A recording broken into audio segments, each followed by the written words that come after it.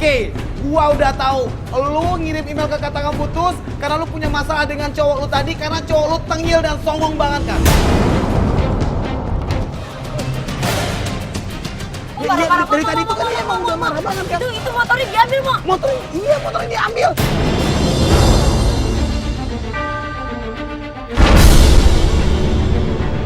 Belagu banget lu. Pak, kejar Pak. Apa? Mama dengerin gue dulu, itu cewek yang di belakang tuh si Fitri, klien kita. Jelasin Apalagi sih lu mau ngejelasin apalagi? Tengilnya mana?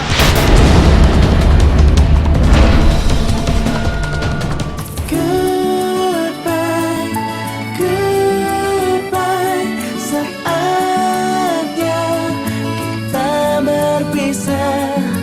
Goodbye.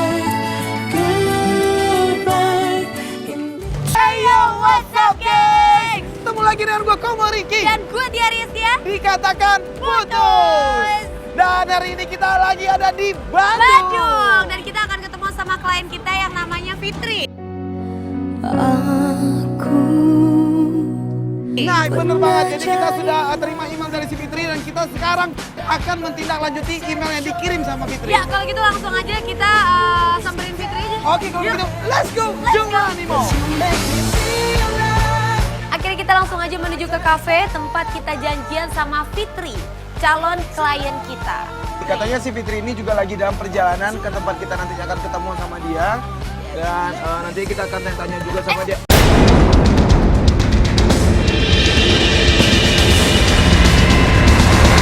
Woi! Orang lo yang ngelipet Woi! spion kok.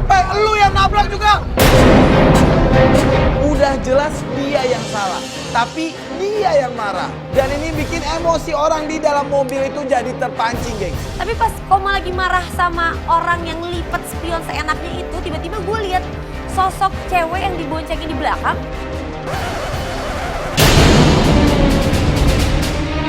Belagu banget lu! Pak, kejar Pak!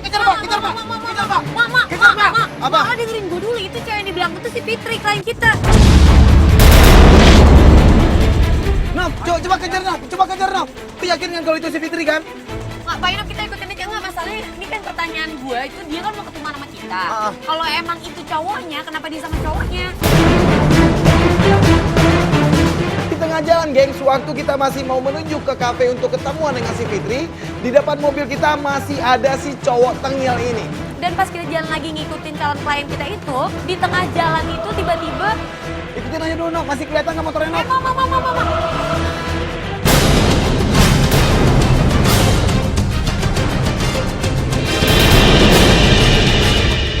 Dia nabrak tuh.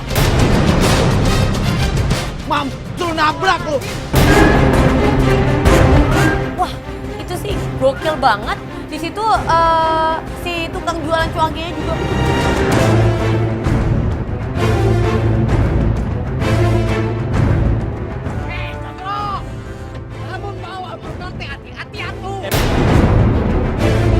Saja dok, itu cuma piring doang yang jatuh. Jangan nyolot gitu. Dan di sana, gengs, lagi si laki-laki tengil ini malah nyolot sama si tukang cuankinya. Ini orang nggak punya sopan santun banget kali ya. Bayar. Matak nah, lihat atuh. Gue lihat ini, gue lihat. Ini rusak gantian. Oh, nggak diganti, dilaporkan ke polisi. Gak takut gua. Panggil polisi. Dia yang lebih nyolot, dia yang lebih marah-marah sama si orangnya. Gimana sih kasih si abangnya tuh? Nggak ada yang bisa turun nih. Di situ gue juga udah kepancing bahan emosinya. Gue pengen turun dari mobil tapi gue nggak bisa untuk turun dari mobil. Apa lu?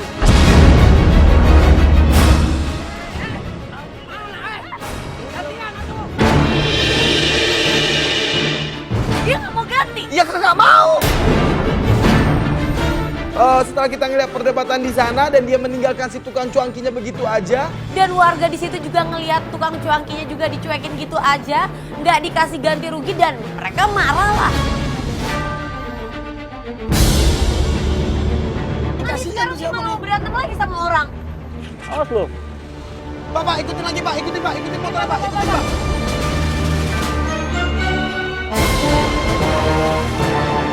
Ya, dari Nggak, tadi ini, tuh dia Pak. udah banyak banget bikin masalah, tau nggak lu? Gue malah jadi kasihan sama klien kita gitu kalau emang bener ini cowoknya si klien kita.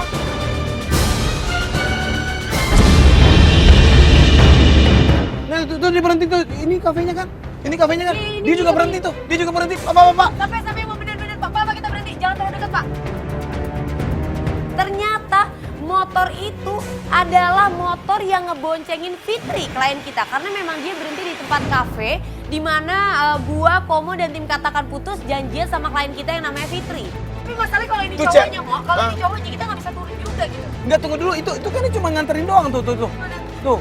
Itu ceweknya udah masuk ke kafe. Dia cabut ya? Tuh, terus langsung keluar tuh. Langsung cabut dia. Pak, langsung masuk ke kafe, Pak. Di sini tim Katakan Putus pun langsung memarkirkan mobilnya di parkiran kafe tersebut. Dan kitanya pun langsung turun dari mobil. Dan kita langsung memanggil cewek yang lagi boncengan sama si laki-laki itu. Fitri! Lu Fitri kan? Yang ngirim email ke tim Katakan Putus kan? Oh iya. Iya kan? Dan tadi yang laki-laki tadi itu siapa? Dia Satria, dia pacar gue.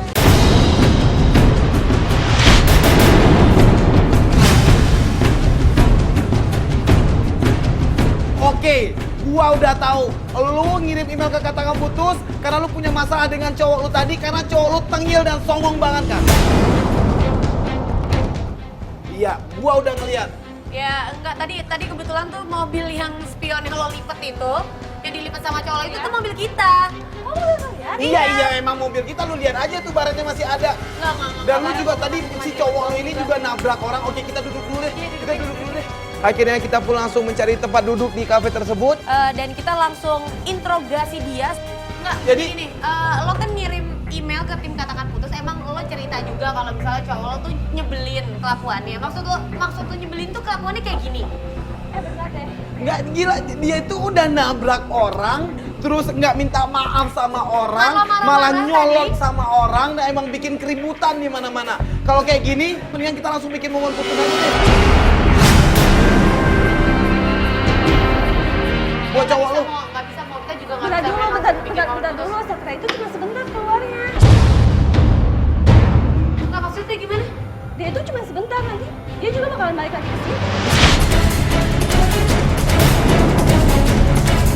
Ini jadi bikin semua orang jadi kebingungan dan juga jadi panik, gengs. Kenapa si Fitri ini masih mengatur pertemuan lagi atau pengen jalan bareng lagi sama si Satria? Lu ini sama-sama ngeselin juga. Jadi orang lu udah tahu kan? Lu udah tahu kita kan ketemuan di sini. Kita nggak ngobrol-ngobrol sama lu di sini, tapi lu bikin pertemuan, lu bikin janji juga dengan cowok lu dan lu cuma ngasih waktu kita cuma beberapa menit doang. Gimana sih? Sekarang kita dengar dulu deh, alasan lo pengen putus sama cowok lo ini secara detail itu apa? Ya, dia itu kalau ngomong itu tinggi banget, semena-mena banget sama orang itu. Ya, itu kita udah tahu. Terus? Terus gak punya sopan santun gitu lah. Enggak, dia kenapa sih kok bisa ngomongnya tinggi banget gitu? Emang dia anak pejabat atau anak-anak? Dia itu anak pengusaha, sukses di Bandung ini. Kalau menurut gua anak orang kaya itu tidak sesongong dan tidak setengil si Satria itu, gengs. Lah dia kan cuma anak sekolah biasa, ya biasa-biasa aja dong. Iya, Tapi dia sikapnya ke lo gimana? Songong juga? Tapi anehnya kalau ibu itu baik banget. Dia tuh ngelindungin gue banget. Jadi Beda sama yang lain. permasalahannya itu dia ini kurang baiknya atau kurang sopannya sama orang lain gitu maksud lo? Iya. Si Satria ini sangat perhatian sama dia, tapi dibalik dari semua itu, perilakunya si Satria ini sangat tidak bisa diterima oleh si Fitri. Dan yang paling lu paling males banget dan ngelihat tentang bagaimana sikap dari cowok lu ini emang kurang ajar dan nggak diterima sama lu itu seperti apa contohnya? Ya contohnya kayak gitu, dia tuh marah-marah sama orang di depan umum kan. Tuh, malu banget lah. Ya makanya cuma dia doang kayak gitu. Udah datang lagi mau diparkir mau ayo. Wah, langsung ribet, langsung panik. Kita langsung ngumpet, gengs. Gua sama Komo lari, kocar-kacir, ngumpet di belakang. Dan di sana akhirnya kita pun langsung mencari posisi yang tersembunyi. Biar nantinya waktu si Satria ini datang ke kafe tersebut, dia tidak mengetahui keberadaan kita ada di situ. Sayang, kok kamu cepet amat sih? Iya itu cuman ada teman SD dia baru datang dari Aussie. Bukan SD di Aussie. kalau misalnya dia ke Lu tau nggak dia ngomong apa barusan? Dia bilang dia habis nyusulin temennya yang satu sekolah sama dia di Aussie. Aussie loh. Tahu nggak? Barusan yang nabrak itu, aku dicegat sama orang sono tuh. Loh, kok bisa? Nggak apa-apa, biarin aja. Nah, aku kan ini ajudan aku. Telepon ajudan aku biar cepat selesai lah. Ngapain ngurusin orang yang kayak gitu?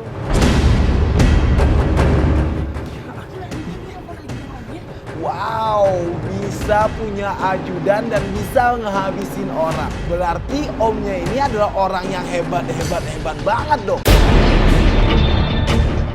Toilet dulu ya. Enggak, dia ke toilet. Awas. Dan waktu si Satria ini masuk ke dalam toilet, tiba-tiba aja handphonenya si Satria ini bunyi dan diangkat sama si Fitri. Halo? Itu telepon dari siapa sih? Itu handphone siapa? Itu handphone si cowoknya Fitri deh, tadi taruh di meja. Ini sama siapa ya?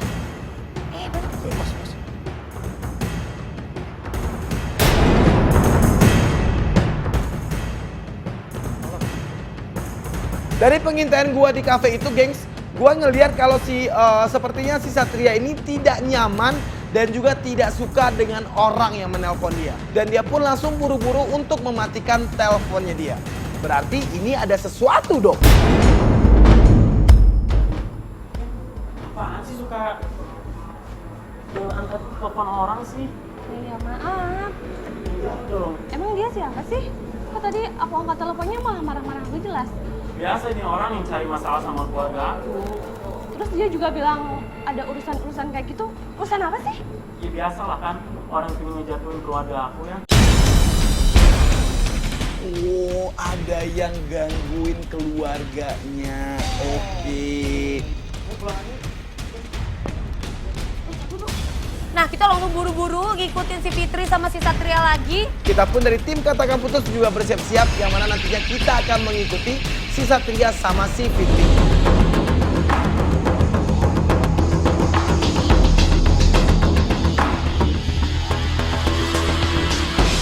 Ini rumahnya, Mo. Rumah ya? Ini rumahnya si Fitri nih. Pak, parkir dulu, Pak.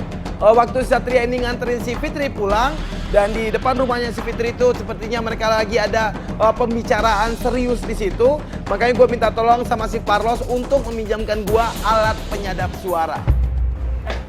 Aku boleh minta tolong nggak? Apa? Aku nitip motor aku ya. Tapi besok kamu bawa ke sekolah. Loh, kok dititipin sih?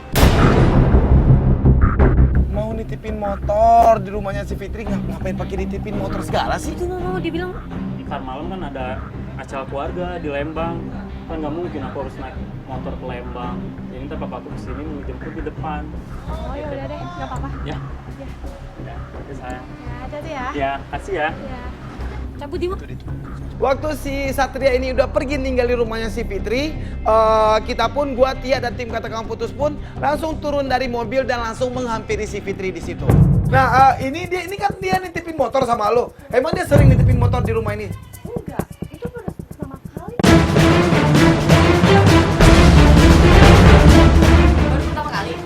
Baru pertama kali. Nah, tapi kenapa ya apa karena dia mau dijemput sama bokap nyokapnya? Ya, kenapa dia nggak nyuruh supir buat ngambil motor Iya, juga sih? Oke, itu dia. Duduk dulu. Enggak, si Fitria juga tidak ada kecurigaan apa-apa kenapa si Satria ini menitipkan motor di sana. Berarti dia ini baru pertama kali nitipin motor di rumah lo, ya kan? Nah, gini deh. Ini banyak banget kecurigaan gua terhadap cowok lu ya. Besok lu sekolah nggak?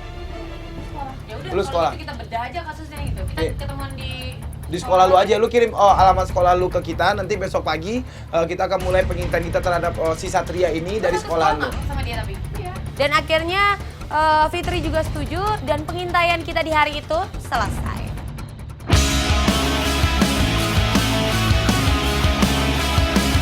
Oke geng, sekarang kita masuk di hari kedua pengintaian terhadap hubungan si Fitri sama si Satria. Dan pengintaian kita hari ini kita mulai dari sekolahnya si Fitri.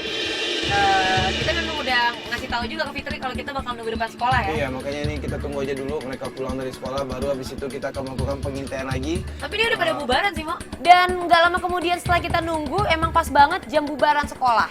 Akhirnya di sana kita bisa melihat si Fitri sama si Satria ini baru aja keluar dari sekolahnya. Itu tuh. Itu dia tuh. Itu dia tuh. Dia ada balas WhatsApp apa enggak? Udah nggak. Dia bilang emang baru keluar juga sih dia bilang. Mana nih? Mereka keluar dari gerbang dan mereka nyebrang. Di situ, gengs, gue ngeliat kalau hubungan mereka ini biasa-biasa aja. Bahkan gue bisa menilai kalau hubungan mereka ini romantis banget. Oh, ini si Faros Faros, berita, Los. Apa soalnya, Mo? Faros itu ala penyerap suara mana, Los? Tolong, Los. Dan di situ, gengs, terjadi percakapan yang cukup serius menurut gua antara si Satria sama si Fitri di taman itu. Akhirnya kita langsung manggil Farlos. Kita minta Farlos untuk nyiapin alat penyedap suara. Oke, Cari ntar tempat kita yang hati-hatian paling aja ya. Oke, Cari posisi yang lebih, yang suaranya bisa bikin jernih, Los. Oke, Jeronimo. Oke, Jeronimo, Los. Akhirnya dia memberikan alat penyerap suara itu sama kita. Dan akhirnya gua sama Tia pun bisa mendengarkan dengan jelas pembicaraan antara si Satria sama si Fitri di taman tersebut. Dia ya masih kayak pacaran anak SMA pada umumnya aja gitu ya kan? Iya, tapi maksudnya kalau kita lihat tuh si Satria ini kelihatan emang romantis banget dan perhatian banget, Mo. Ini tadi gimana? Oh iya, keingetan nih. Ada sesuatu buat kamu. Waktu gue mendengarkan pembicaraan antara si Fitri sama Satria, Satria ini kayak lagi mau ngasih satu surprise gitu ke si Fitri. Kamu harus tutup mata deh gitu. Ya namanya juga surprise. Tapi nggak yang aneh-aneh kan? Enggak, ngapain aku aneh-aneh buat kamu ya? Serius? Iya, merem nih. Merem ya. dan dia pun langsung mengambil sebuah barang dari dalam tasnya dan memberikan itu sama si Fitri. Nih. buat Itu kamu. dikasih kaos ya? Mana? Tada! Ya? Iya bener, rapi amat. Oh, kaosnya ada tanda tangannya Raffi Ahmad, Mo. Ternyata hadiahnya itu adalah sebuah kaos dengan tanda tangan Raffi Ahmad.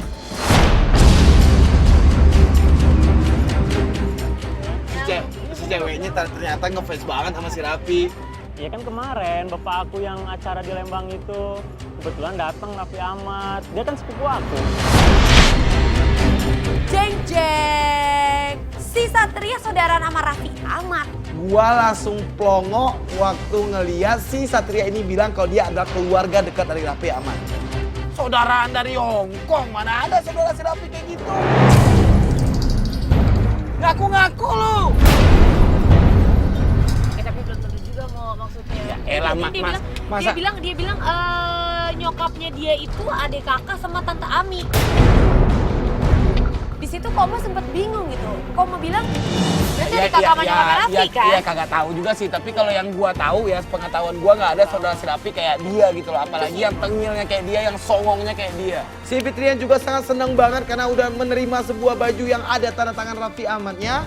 Dan setelah itu si Satria ini pun sepertinya mendapat sebuah telepon lagi, guys. Halo.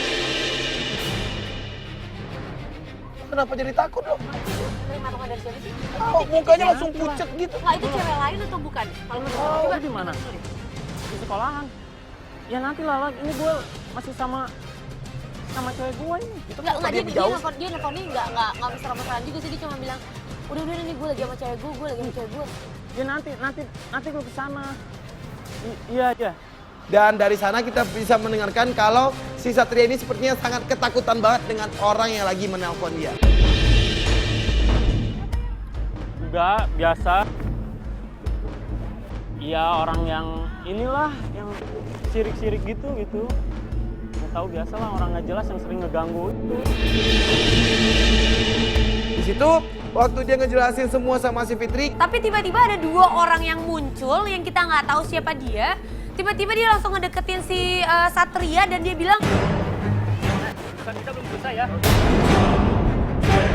itu siapa tuh, Di? Gak tahu. kok kayak marah-marah gitu, Mo? sana kita ngelihat Satria ini sepertinya mengiring dua orang laki-laki ini untuk ngomong dan menjauh dari si Fitri. Jangan di sini dong ngomong, jangan. Kenapa lu takut sama cewek lu? Bentar. Kenapa udah sini aja? Tuh, agak-agak ngejauh. Iya. Ngapain sih dia takut banget disusul sama dua orang temennya ini?